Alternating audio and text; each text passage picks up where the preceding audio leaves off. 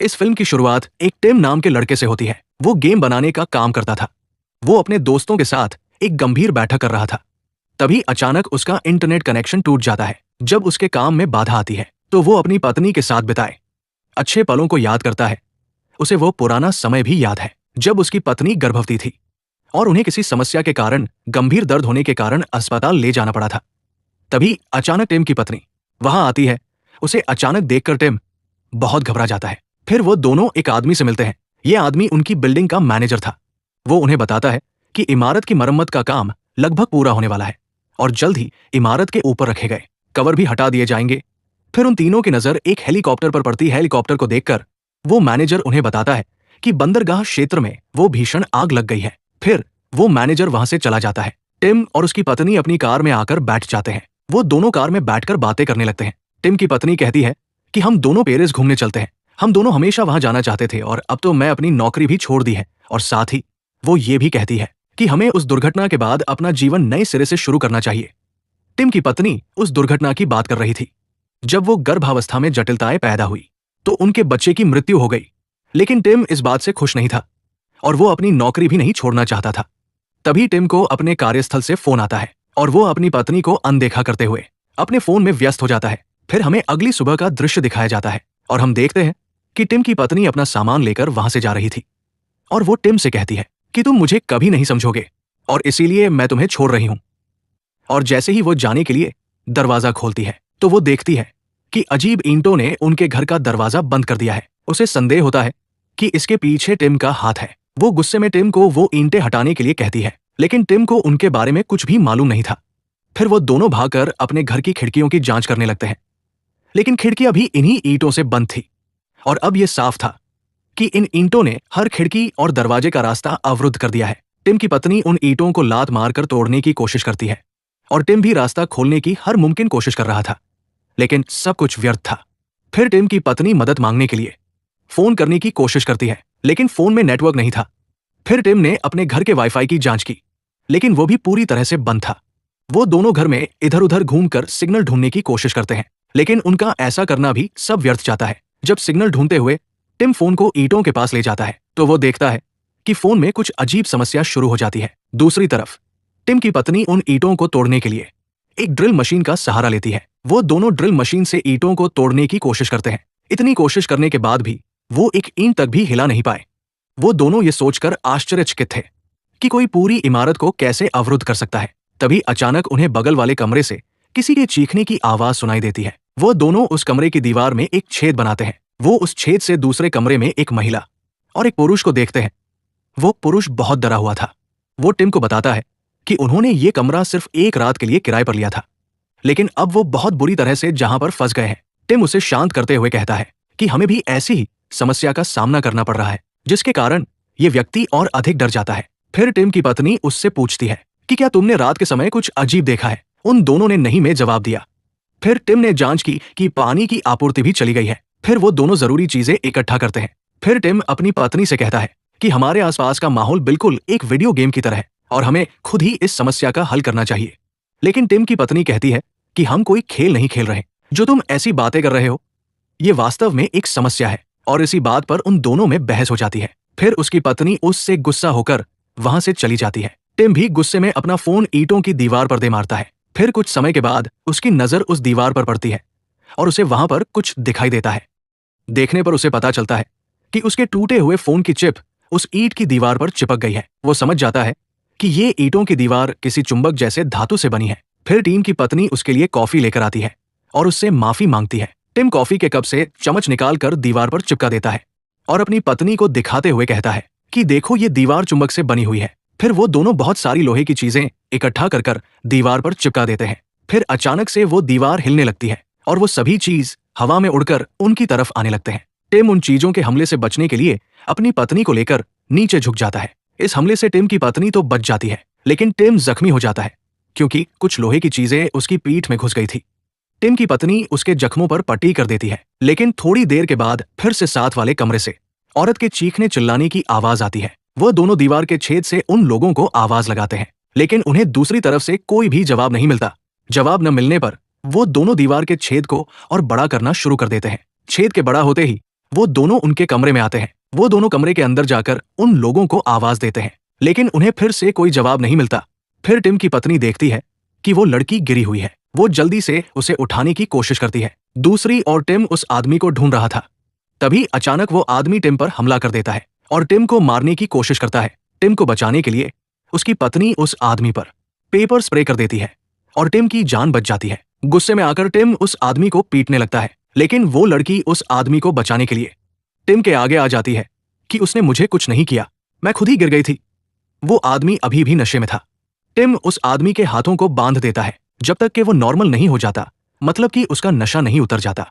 फिर वो लड़की टिम को बताती है कि वो दोनों पति पत्नी है और इसका नाम मार्विन है। फिर टिम आसपास के कमरे देखता है और उसे एक स्टोर रूम मिल जाता है। वहां से उसे एक बहुत बड़ा हथौड़ा मिलता है। हथौड़े को लेकर टिम उस दीवार को तोड़ना शुरू कर देता है। अब मार्विन भी पूरी तरह से होश में आ गया था।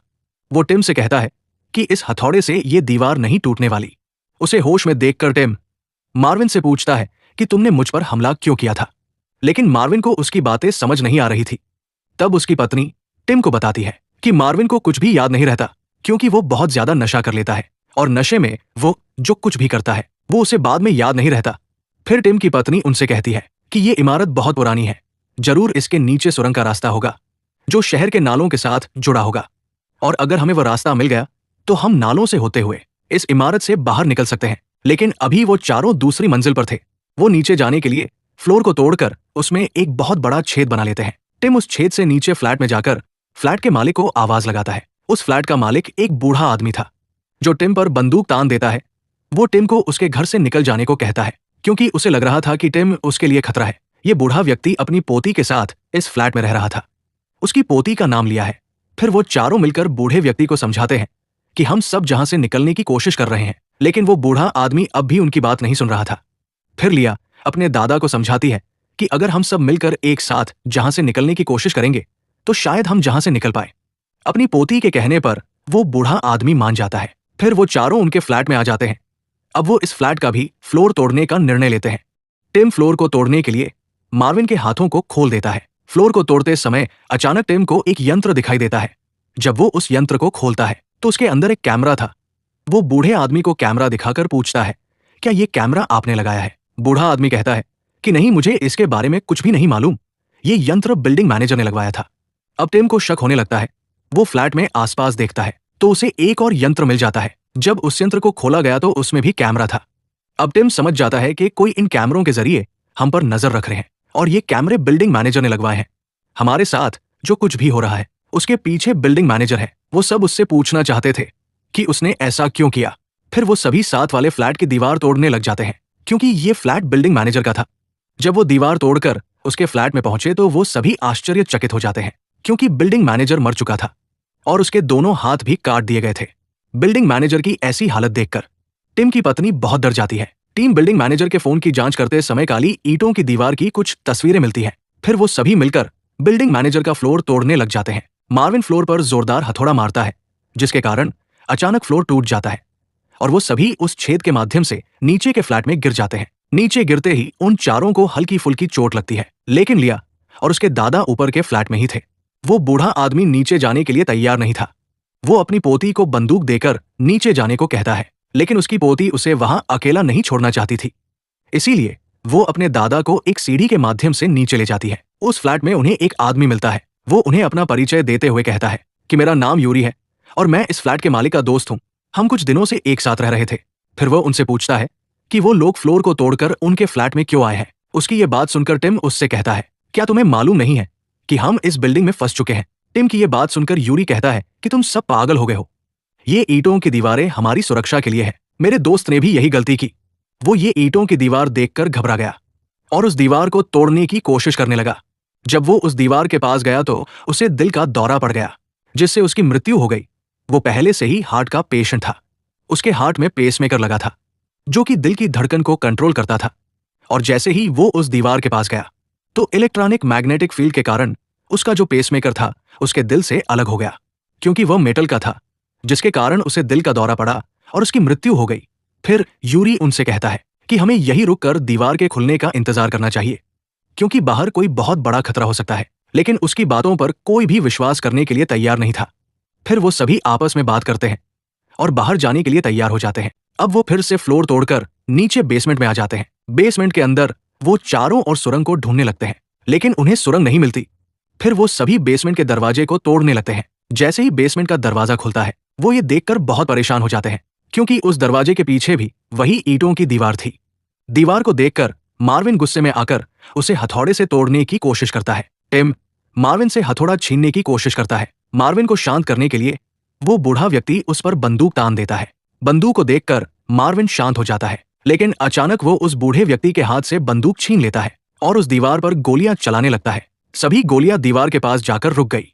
गोलियों को रुका हुआ देखकर टिम सबको झुकने के लिए कहता है। टिम की बात सुनकर सभी झुक जाते हैं, लेकिन वो बूढ़ा व्यक्ति झुक नहीं पाता और एक गोली उस बूढ़े व्यक्ति को लग जाती है, जिसके कारण उसकी मृत्यु हो जाती है। बूढ़े व्यक्ति की मृत्यु से वो सभी बहुत घबरा जाते हैं। अब वो फिर से यूरी के कमरे में आ जाते हैं, लेकिन यूरी अब भी उनसे यही कह रहा था कि जहां से बाहर निकलने की कोशिश मत करो, ये दीवारें हमारी सुरक्षा के लिए है। फिर वो सभी इमोशनल होकर एक दूसरे को अपनी बीती हुई जिंदगी के बारे में बताने लगते हैं। मार्विन की पत्नी बताती है कि जब वो 15 साल की थी तो वो एक बार लगभग मर ही गई थी, लेकिन भगवान की दया से वो बच गई।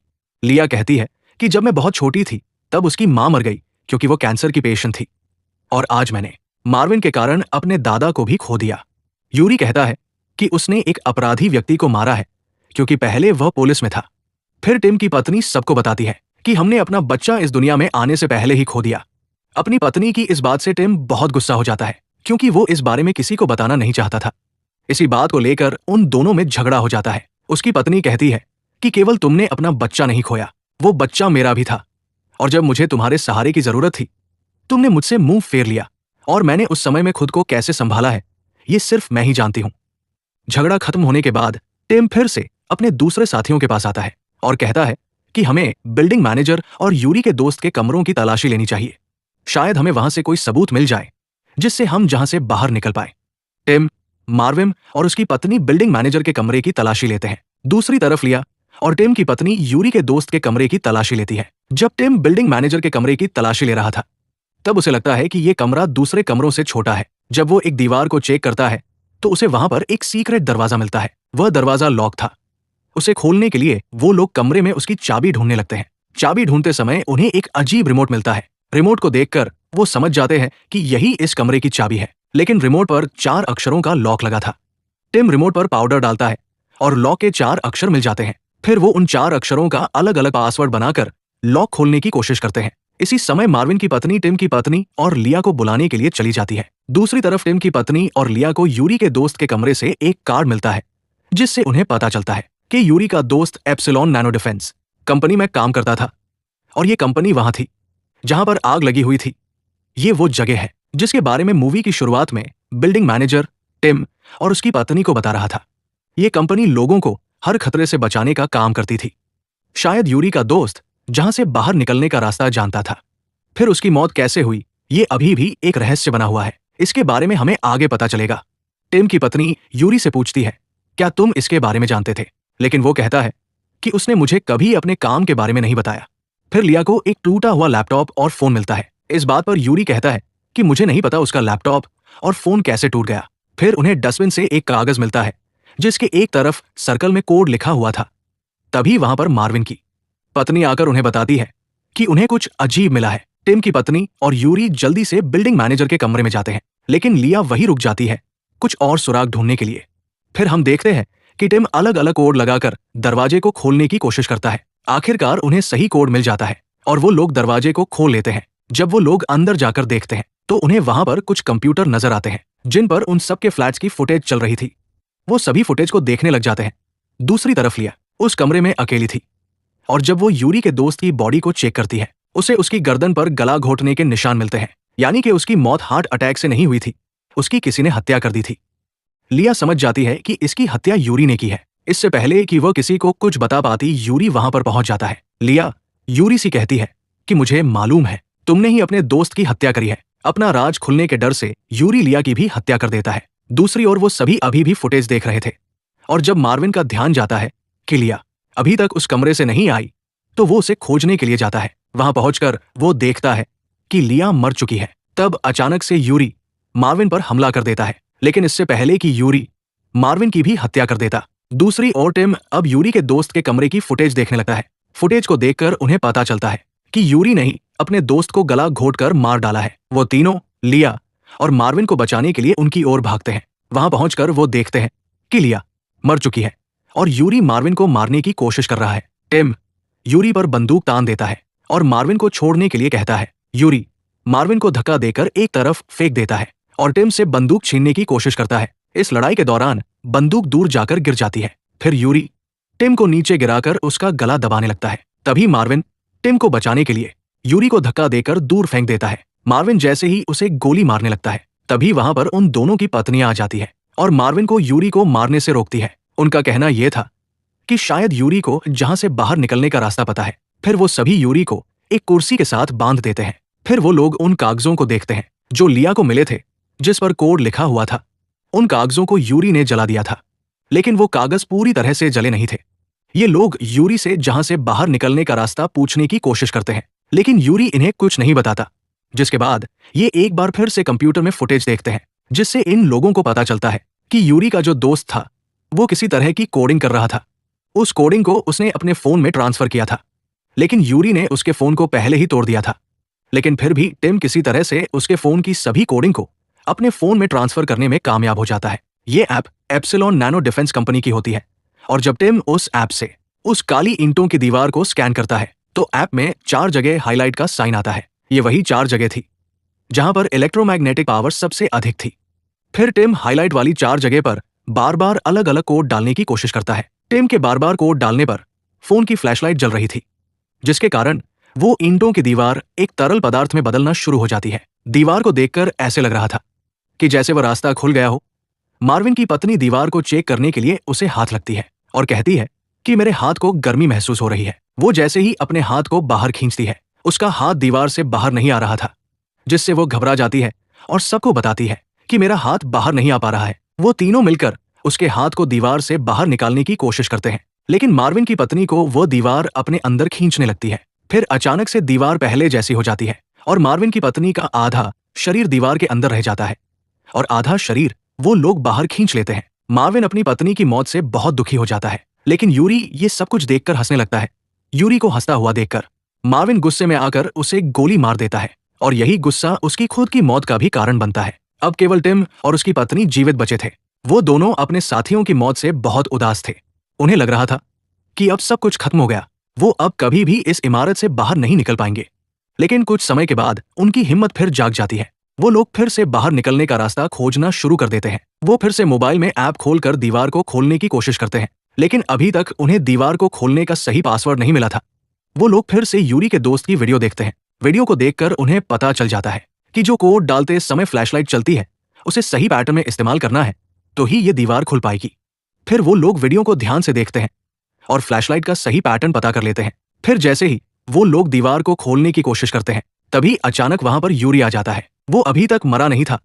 वो टिम पर हमला कर देता है। यूरी टिम की पत्नी को बेसमेंट में गिरा देता है। अब टिम उसे भी लात मारकर बेसमेंट में गिरा देता है और वो खुद भी बेसमेंट में आ जाता है। टिम और उसकी पत्नी यूरी से बचकर दीवार की ओर भागते हैं, लेकिन यूरी उनका पीछा करता है। वो अंदर जाकर दरवाजा बंद कर लेते हैं और यूरी बाहर रह जाता है। यूरी दरवाजे को तोड़ने की कोशिश करता है। दूसरी तरफ टिम अपनी पत्नी को फोन देते हुए कहता है कि तुम उस दीवार को खोलो, मैं इसे रोक कर रखता हूं। उसकी पत्नी सही कोड डालकर दीवार को खोलने में कामयाब हो जाती है। दूसरी तरफ यूरी भी दरवाजा तोड़कर अंदर घुस आया और टिम को मारने लगा। वो दोनों एक दूसरे को बुरी तरह से पीट रहे थे।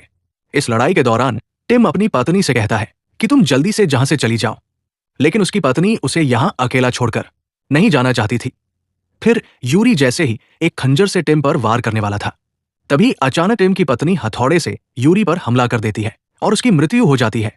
फिर वह दोनों इमारत से बाहर आने लगते हैं। बाहर आकर वो देखते हैं कि इन काली ईंटों की दीवारों ने शहर की सभी इमारतों को घेर लिया है। अपने शहर की ऐसी हालत देखकर वो लोग बहुत परेशान हो जाते हैं, लेकिन तभी उनकी नजर अपनी गाड़ी पर पड़ती है, जिसमें बैठकर वो लोग वहां से निकलने की कोशिश करते हैं। और फिर हमें पता चलता है कि आग लगने के कारण एप्सिलॉन नैनो डिफेंस कंपनी का auto advance nanotech system activate हो गया था, जिसके कारण पूरा शहर इन ईंटों की लपेट में आ गया था। और इसी सस्पेंस के साथ ये मूवी यहीं पर समाप्त हो जाती है। अगर आपको ये वीडियो पसंद आया हो तो इसे लाइक जरूर करें और ऐसी ही हॉलीवुड मूवी की जबरदस्त कहानियां हिंदी में देखने के लिए हमारे चैनल हॉलीवुड कोड हिंदी को सब्सक्राइब करना न भूलें।